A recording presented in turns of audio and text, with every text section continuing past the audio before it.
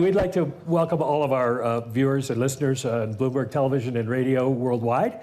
And we are here in Victor, Idaho at the Rocky Mountain Economic Summit at the Bronze Buffalo Ranch at Teton Springs.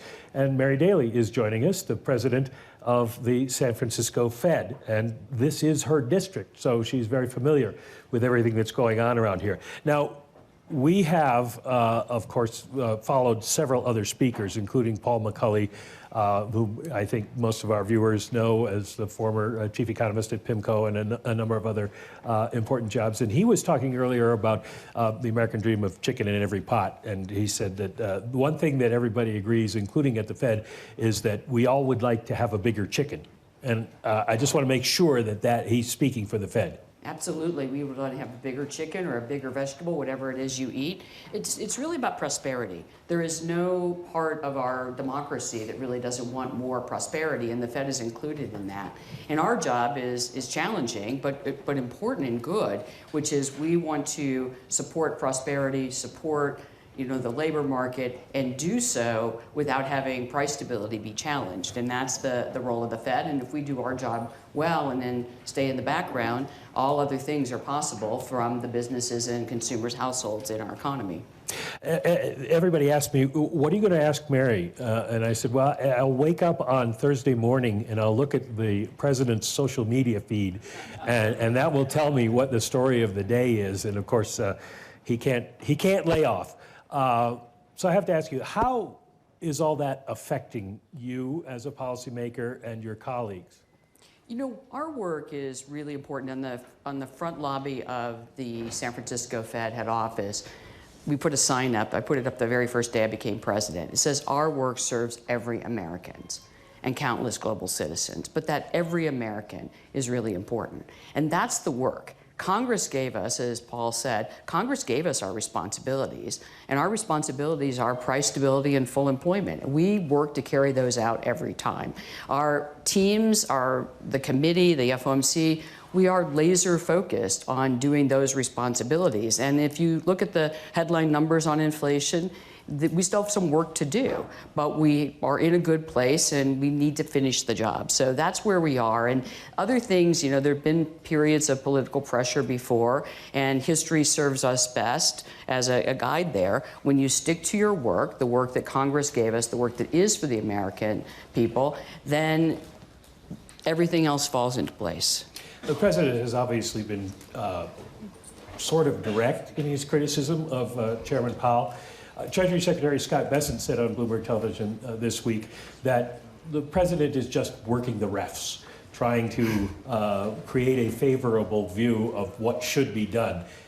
Does that make any impression on you? Does it work to work the refs? For me, what is really important is looking at the incoming information, how close we are. I think one of the polls said, we're really close. We have an economy that's working. We have solid growth. We have a solid labor market. The consumers are spending, but they're, making their way in their families. Ultimately, what is still bothersome is we haven't achieved price stability. And I define price stability this way. I do think it's sort of an ethos part. It's when people don't have to worry about inflation. When I go out and ask people across the 12th district, across the country, what's your top worry? And they stop saying inflation, well, then that's going to be a victory because they suffered for too long. And remember, inflation's like the largest tax people pay. It's an unpredictable tax. You're on a treadmill. You earn well. You invest in your business, and inflation erodes your well-being. So I think ultimately that's what we have to think about, and that's really enough to think about, frankly. And that's where my focus is. So other things are not distracting us from our core missions, and our core missions, as we all know, have come from Congress. So essentially, you're saying we are going to remain focused on inflation. We're not going to consider cutting rates until we are sure inflation. I did not say that. I'm putting words in her mouth to make it easier for the headline writers. I know that, and so that's why I said I did not say that, so that they understand the next part of that. No, seriously, I think right now when I look at the economy and policy, I see them as both in a good place. But when I look out, we really have interest rates for a significant number of years now in restrictive territory. And what we have is an underlying economy that is responding to those higher interest rates. You have growth slowing. The frothy labor market that was pervasive after the pandemic has now moved to a more sustainable place. People are getting jobs, but firms are finding it easier to find workers and, importantly, keep workers so that they're not constantly on that revolving door of train a worker, the worker leaves. So I think those are all good positions.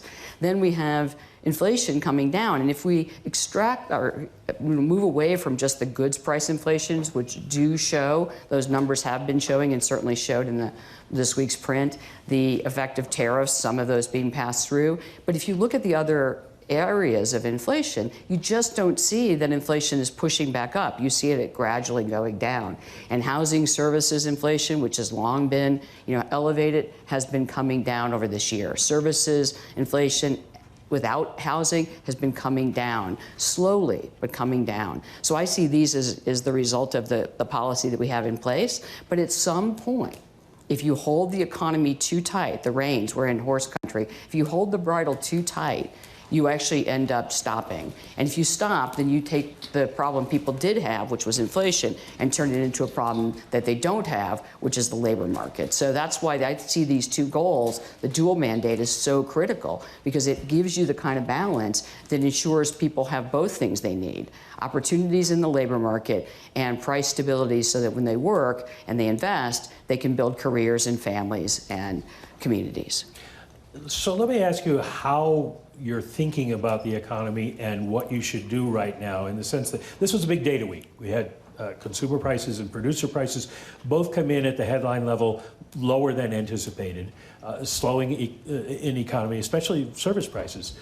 But we see some underlying pressures in sectors that are affected by tariffs. Retail sales today came in stronger than expected, much stronger than expected, except for a couple areas that would be affected by tariffs.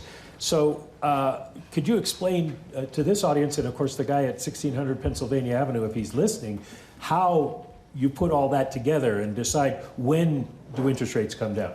Well, there's always been three scenarios that were possible. So the first scenario was that we'd get the tariff effect and it would spill over into all other sectors. So if the price of a tariffed good goes up, then your person cutting your hair, since we were talking about barbers earlier, raises his or her prices, and suddenly you've got spillover. That would make it more persistent. We haven't seen any evidence that that's occurring. And I think that the house price inflation, the house services inflation, and the services inflation coming down reassures you that we're not getting that persistent component. So then there's two other scenarios. One is that you get the tariff effect, but it's relatively contained and it becomes a one-off. And the second is you just don't see much of the effect, because what happens is that as the tariffs settle into whatever level they're going to be, firms who are importing from other countries say, you take half, I'll take half to the country. Then down the supply chain or the production chain, you're splitting it all the way. And so by the time it hits consumers, it's a more muted impact than what is the announced tariffs. One of the pieces of evidence we have for that is that the effective tariff rate as of last week was calculated around 16%, but tariff revenue is only 8%. So that tells you there's some splitting, there's some leakages, some workarounds. Companies are very innovative. They're figuring out other ways to do things. And this is a global shock, and so companies across the globe are figuring it out. So when I think of that, I'm really of the mind, well, we might end up with a more muted impact of tariffs than we thought. And then this is something I've said publicly since January, is all administrations come in not with one policy, but with a slate of policies. And Paul Ryan said this morning, and I think it's worth emphasizing, the slate of policies have push and pull effects. So deregulation and tax policy, tax relief, those are growth-inducing policies. The tariffs could be, and the immigration policy could be growth impairing policies, but we don't know yet. right? And we certainly don't know the net effect of those. And so that's why it's important to take in the information and not lower rates preemptively, because we just don't have that certainty, and the economy's in a good place. At the same time, you can't wait forever, because if we wait till inflation gets to 2%, well, then we've lost. We've likely injured the economy in some way that was completely unnecessary. And so I'm of the mind that, the summary of economic projections we put out, which had 2 rate cuts for this year, I think that's a reasonable outlook to have. Of course, we are data dependent. If all of you who are business owners say, no, Mary, the inflation's right around the corner and is going to spill over, well, then that's a different thing. It's one of the reasons Reserve Bank presidents in particular spend so much time in their communities asking questions like I asked Crystal this morning. What are you thinking? What are you seeing? Are you raising prices because of this, that? And she can give me that information. And so far, I'm not hearing that that's a pervasive outcome. Let me dig deeper into that and ask you, I know you're talking to CEOs and companies all across the district all the time.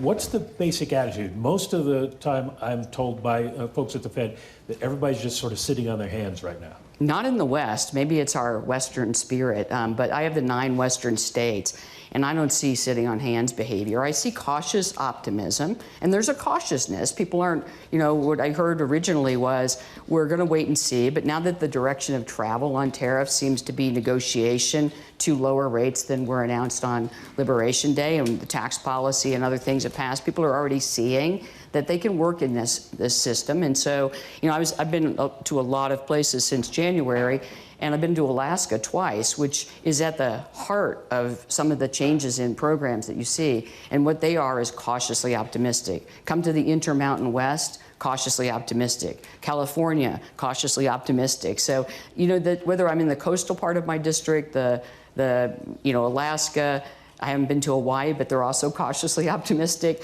But the Intermountain West, I think this is you guys are always a little poster children for optimistic, but I think it's really optimistic at this point. And, recognizing costs may rise, other things may happen, but workers are easier to find, opportunities are out there, maybe not taking every risk you would take if everything was certain, but certainly not stalling out and waiting to see. The growth, one of my directors put it as, growth does not come to the meek. So you have to take some risks to do well. When you do go to Hawaii, let me know. I don't know, come out and cover that.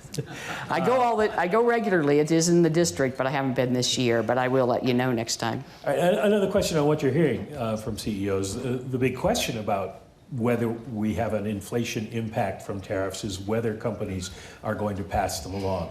What are the bosses out there, the people who rate, we should have asked Crystal, what are they telling you about that?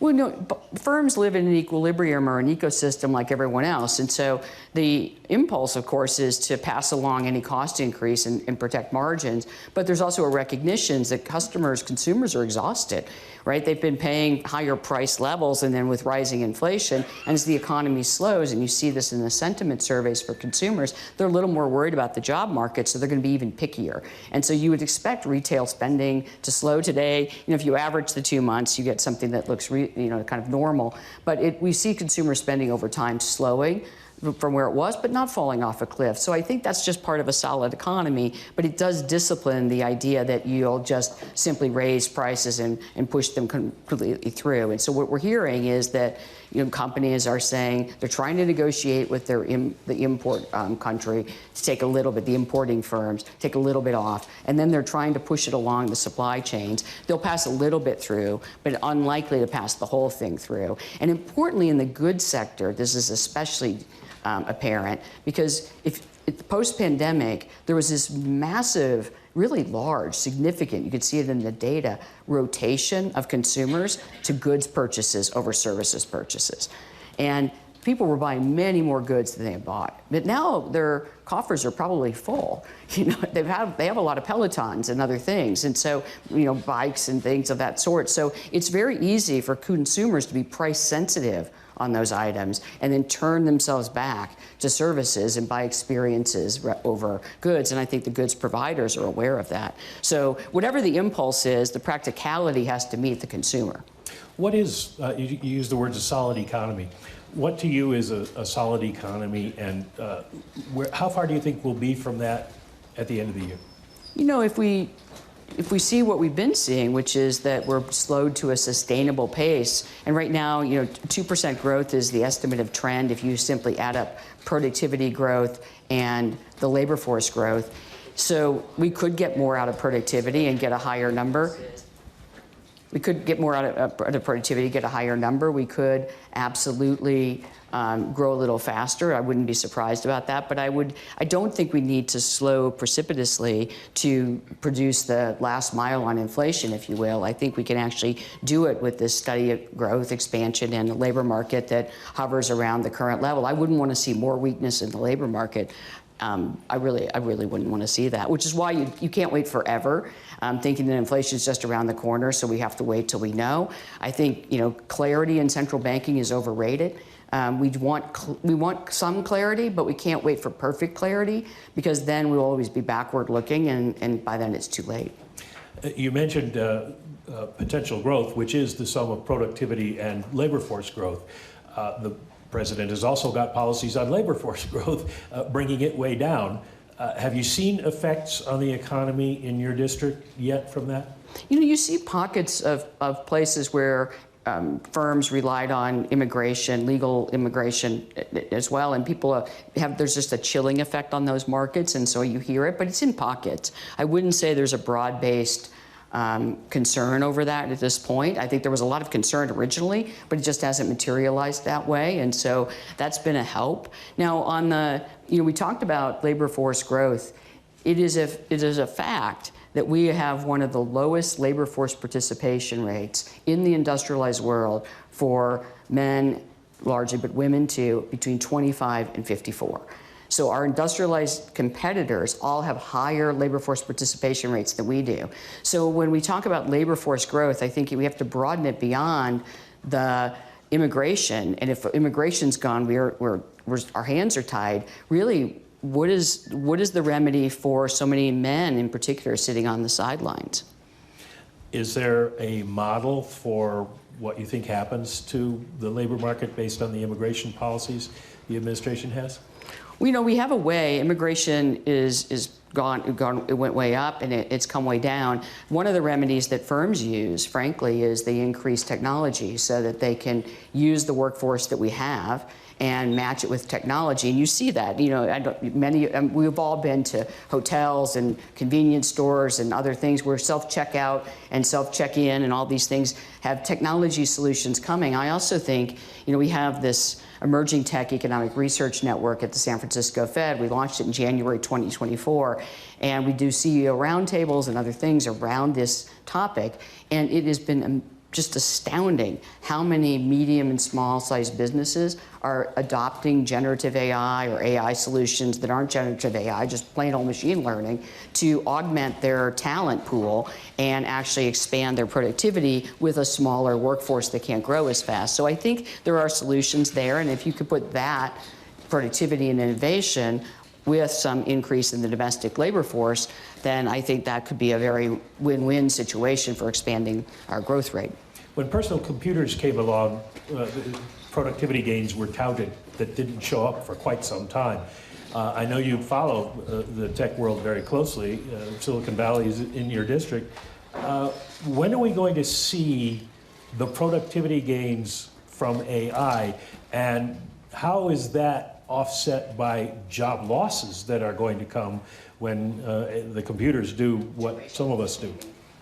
So one of the things that are really important to know, so it made a little known fact, maybe I remember it like it was yesterday, but one of my first jobs, I come in as an economist. I'm a microeconomist, labor economist by training, but Chairman Greenspan, as you remember, was very thoughtful about productivity, and he thought it was there even if we can't measure it in the statistics. The statistics are always the last to find productivity.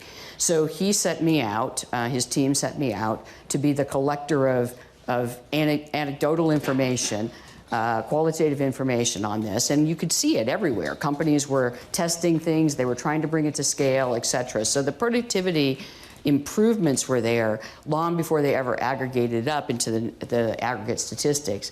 So now we're going to talk about the job issues. Well, computerization was a technology that actually replaced workers more quickly than it augmented possibilities.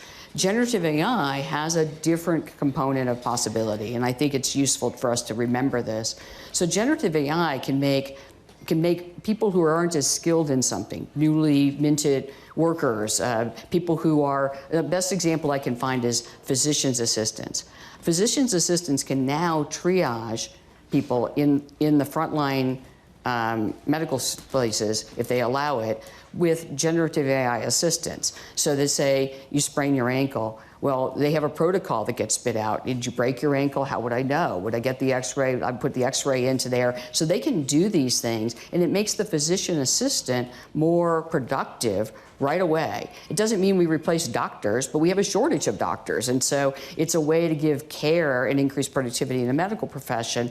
And it's a long way from being scalable, but I think those are the kinds of experiences where generative AI has the possibility to make us better overall. And then the biggest productivity gains come from things we don't even imagine today, and we certainly don't have. So I am not an evangelist for generative AI, but I'm also not a pessimist. And I think the big fact I keep keeping in my head is that no technology in the history of technologies has ever reduced jobs on net.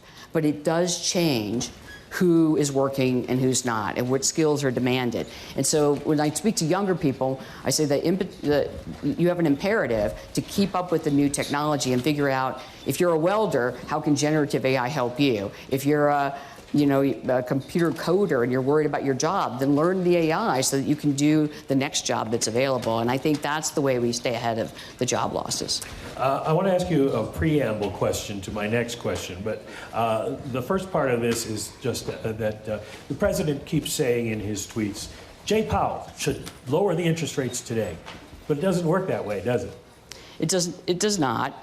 Well, let me first say what we've already talked about several times today, but the committee is tasked, the FOMC is tasked by Congress with price stability and full employment. We have a diverse set of members. There's 19 of us. We debate and discuss vigorously what we should do for the American people against those things. And so there's two components of that are important. All members of the committee are important and influential because they're bringing different places, whether they're Reserve Bank presidents and they have a different view from the context they talk to, whether we're just from different perspectives, we're looking at different, we're looking at the same data and the same models, but we're coming to a different judgment. And of course, we're always trying to look ahead. And the people who are the most, I've been working at the Fed for a while and been a policymaker for a while. And the people who are the most valued to me on the committee are the people who don't agree with me. I've got Randy Quarles here, who is was a colleague of mine at the Federal Reserve, and Randy and I would always talk in a way that I really took away. Randy challenged my thinking. I believe I challenged Randy's thinking, but I believe that to him to say. I know Randy challenged my thinking. I was a better policymaker because I sat with somebody who was able to challenge that thinking, and that's how the FOMC works. And whether you're the chair and all the committee members are challenging your thinking, or you're a committee member and the chair is challenging your thinking, the collective is we share equal responsibility when we take that vote and we walk out of there. Ultimately, we're all answerable to the American people. That's how it works. And now to my question, most of your colleagues have suggested that July 30th meeting is too soon. There's not enough information yet, although we got this important set of data this week.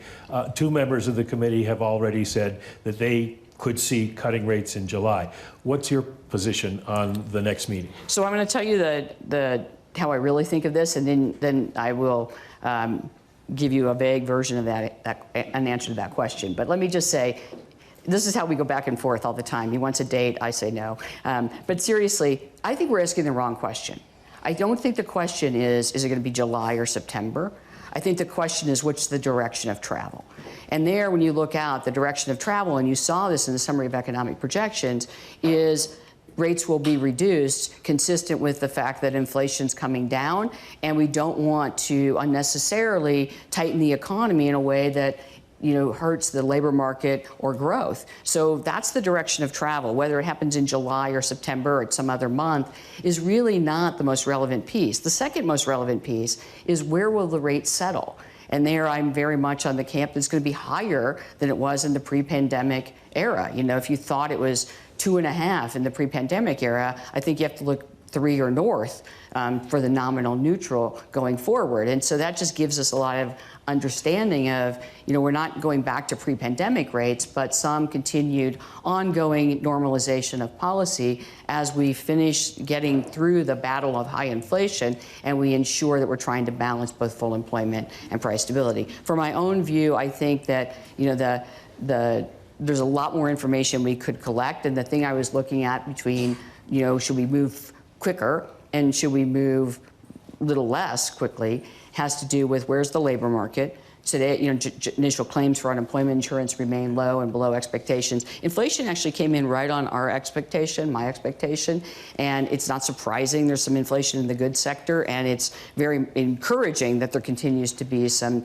disinflation in other sectors. So I think we've got policy in a good place today, and we'll continue to learn more about how the uncertainty on tariffs and other things prove out. And one of the big jobs we all have between now and through the rest of the year is to be out among businesses, community groups, workers, asking what's the lived experience of the economy, and not what did you do yesterday, which is largely what the published data tell us, but what are you going to do tomorrow? How are you planning? Are you building? I've been doing crane counting. That's a really fascinating thing to do. If you're like me, I look at the ports and I count cranes.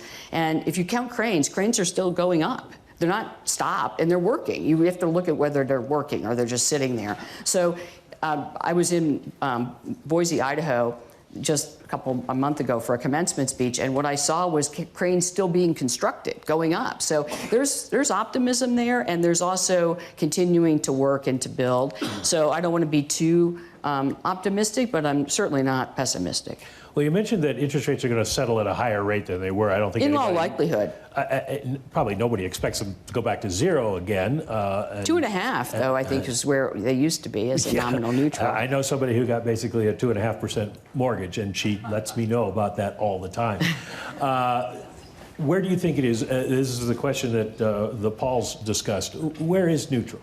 I think, my own personal view is I penciled in a view in my head of 3, but if you really are a student of any of the star variables other than the one that we name, which is 2% inflation, you know that there's a great deal of humility that comes with the estimate. So I think a better way to think about it is it's 3 or north of 3. I don't see a lot of evidence that it's south of 3, but again, you have to have an open mind on these things, and the place it is in the economy. So right now we have interest rates much higher than 3, 100 basis points higher, and we still have growth coming out solid.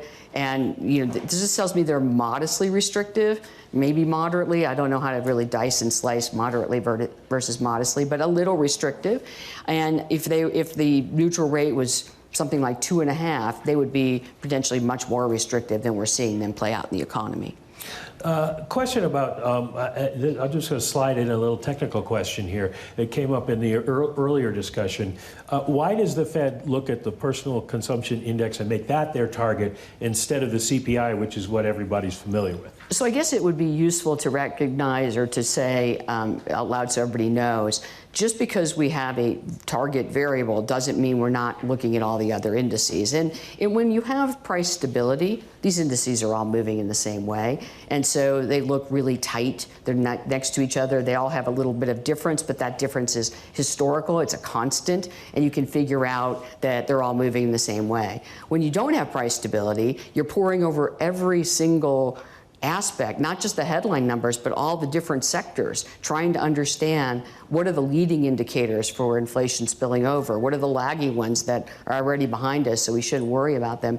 And that's what we do. I mean, I have pages of what we call the dashboard of inflation indicators, and the ones that have been proven most useful are actually not those headline numbers at all. The things that are proven most useful are there's a survey that the Bureau of Labor Statistics has done, which asks what percentage of prices have gone up and what percentage of firms say they're going to raise prices in the future? And then the second part of their series is how frequently are firms changing their prices? In the heat of the 7% inflation, firms only had one direction. I'm moving prices up, and the frequency of price changes had skyrocketed relative to normal. So we have this theory in economics called menu cost, meaning you all don't want to change your prices very frequently because you have to change the menu. Well, if you go to the local businesses out in Oakland where I live, you would see that people just took the Sharpies and they just wrote through the price and then wrote a new one. It was all in these paper and pencil kind of things because the prices was changing so much. So we don't see that happening now, and that's a good sign. So the PCE, why did we pick it?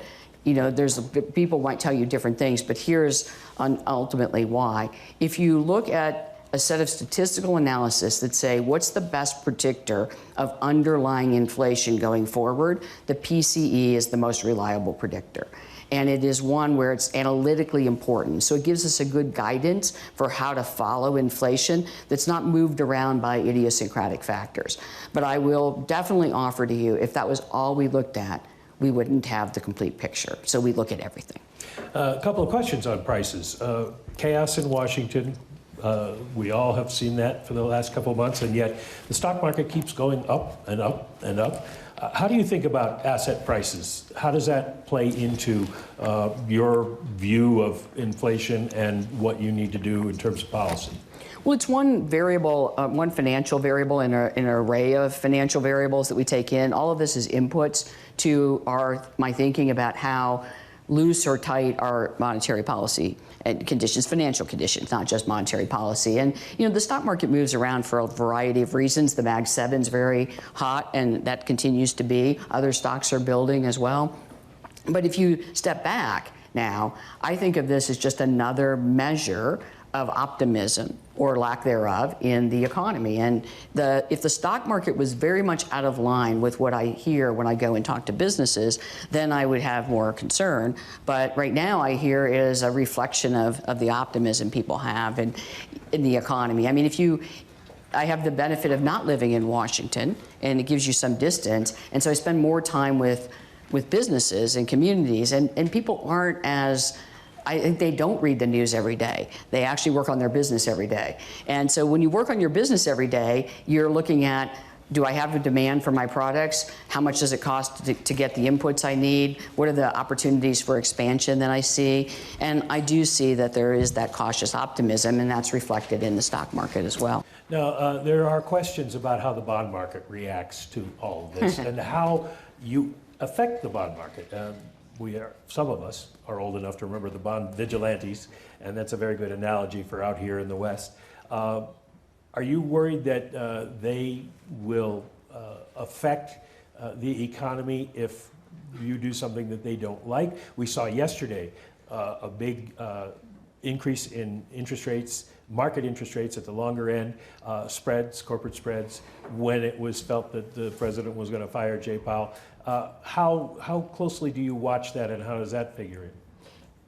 Certainly you watch the bond market, but what I'm seeing now is volatility as opposed to some significant change in how investors are pricing things. I mean, that volatility that you mentioned yesterday, it went down and then up again, and so it goes up and then goes down again. So I'm keeping my eye on longer periods of time than the daily bond movements, and I think that's really important. Right now we have,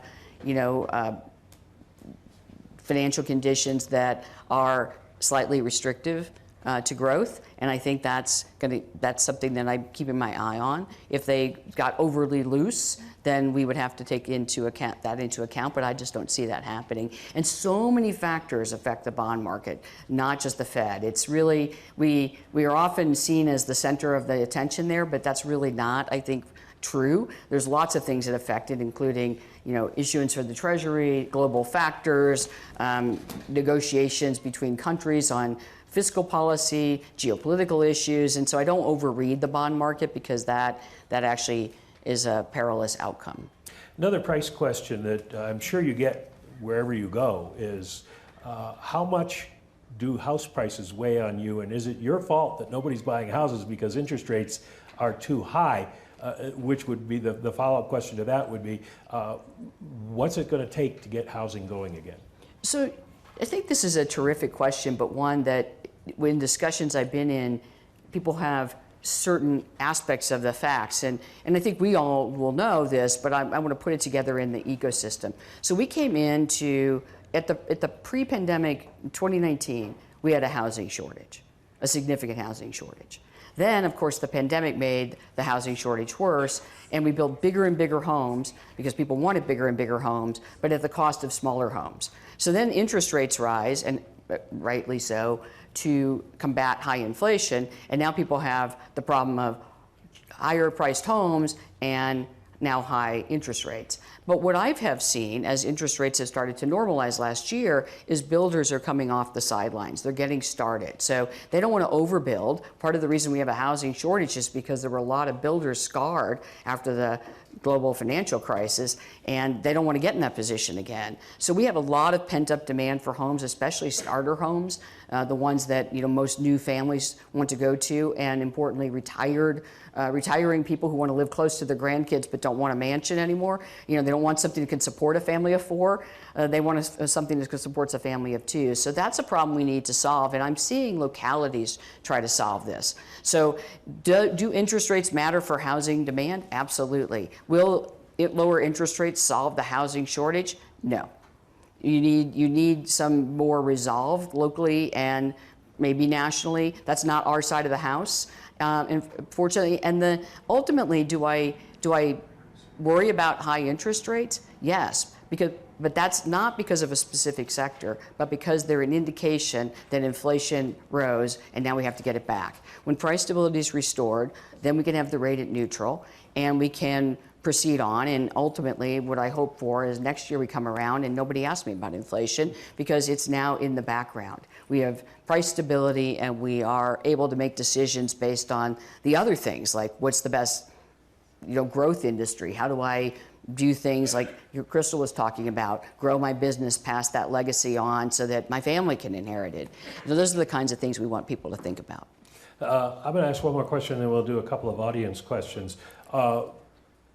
We've talked a lot about tariffs, but what's your modeling showing you about the effect of the budget bill that just passed? It's really early days. And again, I'm going to put us back to something that we talked about earlier in the sessions, but also I mentioned. What's really important is the net of all of these policies. And so you need to know, what is the growth impetus? How does it stack up? What's the timing? Bills that are tax policy, well, they give relief immediately. Bills that are investment policies, those take time to work themselves out, as Paul said this morning. So there's a timing issue. And then, of course, we have the tariffs and the uncertainty there, and we have immigration.